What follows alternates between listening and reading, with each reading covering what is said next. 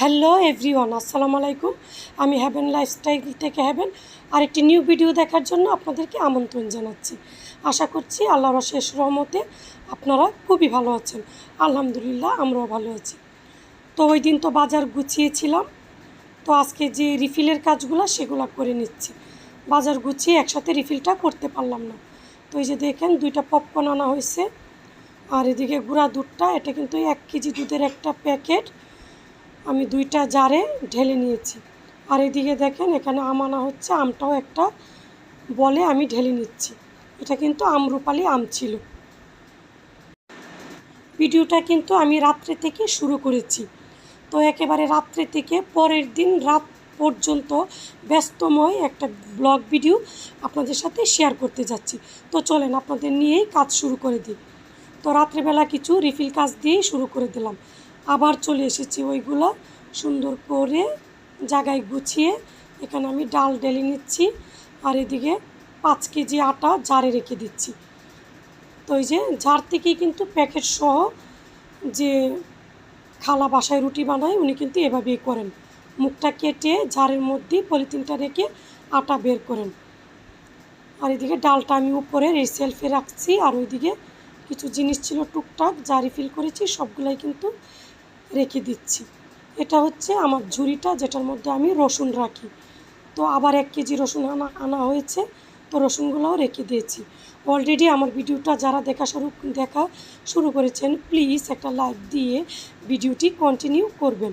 আর আপনাদের একটি লাইক একটা শেয়ারের কাজ করে। আর আপনারা চাইলেই আমার ভিডিওটি আপনাদের ফ্রেন্ড অ্যান্ড ফ্যামিলির সাথে শেয়ার করে দিতে পারেন। তো মাসের শুরু, তো একটা একটা করে কিন্তু বাজার আসতেছে। এখানে কিছু কাঁচামরিচ আনা হয়েছে, আমি এই ঝুড়িতে রাখলাম। তারপরে কিন্তু শুকিয়ে যাওয়ার পরে টিস্যু দিয়ে, আপনারা টিস্যু বক্সের নিচে এবং তারপর কাঁচামরিচ রাখার পরে উপরে টিস্যু দিয়ে রাখলে কাঁচামরিচ কিন্তু দীর্ঘদিন থাকে এবং সুন্দর থাকে। আমি কিন্তু এই টিপসটা ফলো করি। আর এদিকে দেখেন এই যে পেঁপেগুলা কিন্তু নর্মালি যদি আমরা কিচেনে রাখি তাহলে কেমন যেন হয়ে যায়, কাটতে খুবই অসুবিধা হয়। আর খুবই তরতাজা থাকে যদি আমরা ফ্রিজে রাখি। তো আমি কিন্তু পরবর্তীতে পেঁপেগুলো ফ্রিজে রাখবো, তাহলে পেঁপেগুলো শুকায় না বা শুকনো হয় না, কাটতেও খুব সুন্দর হয়।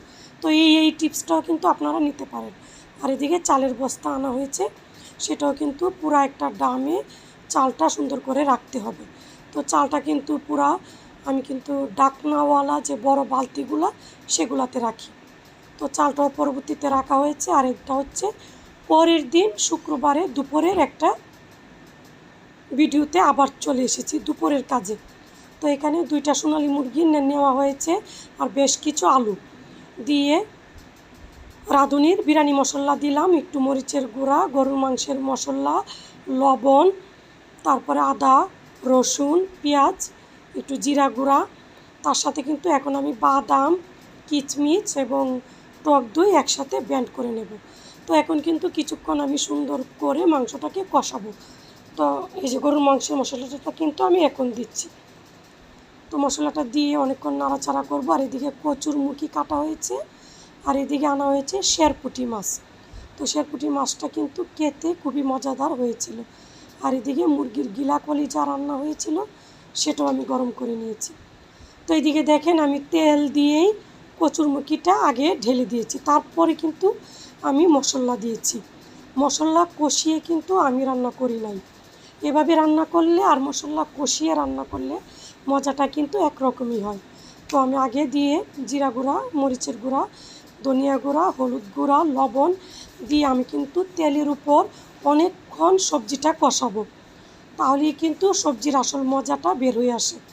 সাথে সাথে পানি দিব না, প্রায় অনেকক্ষণ সময় ধরে এটাকে কষিয়ে তারপর জুলের পানিটা অ্যাড করে দেব। তো এখন সুন্দর করে জুলের পানি অ্যাড করে দিয়েছি। আর আমি এখানে চালটাও ধুয়ে নিয়েছি, আমি 3 কোটা চাল নিয়েছি, 3 পট। তো এটা দিয়েই কিন্তু আমি বিরিয়ানিটা রান্না করব। আজকে যারা প্রথম আমার ভিডিওটি ভিজিট করছেন, প্লিজ ভিডিওটি শুরু থেকে শেষ পর্যন্ত দেখবেন। দেখতে দেখতে হয়তো বা ভিডিওর কোনো রান্না বাড়া কাজ, কোনো কথা বা কোনো গোছানো কোনো কিছুই যদি আপনাদের সামান্য একটু হলেও ভালো লেগে যায় তাহলে আমার চ্যানেলটি সাবস্ক্রাইব করে পাশে থাকা বেল বাটনটি অন করে দিবেন। বেল বাটনটি অন করার পরে বেল অপশনটি অন করে দিবেন, তাহলেই কিন্তু আপনার কাছে আমি ভিডিও ছাড়া মাত্রই নোটিফিকেশন যাবে এবং আপনি আপনার সময় সুযোগ করে দেখে নিতে পারেন।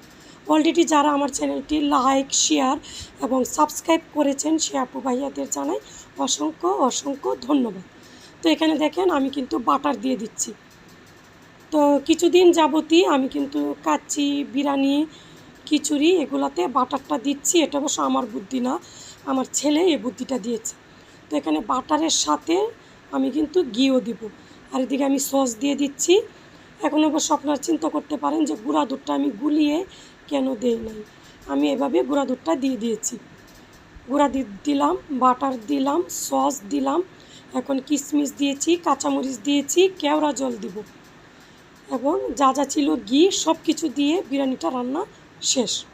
আর এখানে গিলা কলিজাটা আর কচুরমুখী দিয়ে জলপাই দিয়ে খুব সুন্দর একটা তরকারি।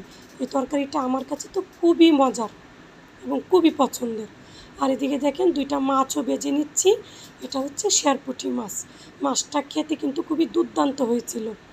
আমি কিন্তু কোনোদিনও মাছ ভাজা তেমন একটা পছন্দ করি না। এই যে দেখেন শেরপুঁটি, তো শেরপুঁটি মাছ আমার মনে হয় 6টা দেওয়া হয়েছে। যে মামার কাছ থেকে মাছ আনি উনি বাসায় মাছগুলা দিয়ে গিয়েছে। এদিকে দেখেন কতগুলা শেরপুঁটি মাছ, তার সাথে আছে বড় একটা পাঙ্গাস মাছ আর ছোট চিংড়ি মাছ। তো আমি বলে করেই মাছটা রাখতেছি, রাত্রেবেলা মাছগুলো আর ধোবো না, আর ছোট ছোট বক্সেও রাখবো না, ওয়ান টাইম বক্সে। তো আমি এরকম একটা বলে রেখেছি, কালকে যখন খালা আসবে ওনাকে ভিজিয়ে দেব, তারপর ছোট ছোট বলে ছোট ছোট বাটিতে সংরক্ষণ করে সুন্দর করে ফ্রিজে রাখবো, যেন ফ্রিজটা ময়লা কম হয়।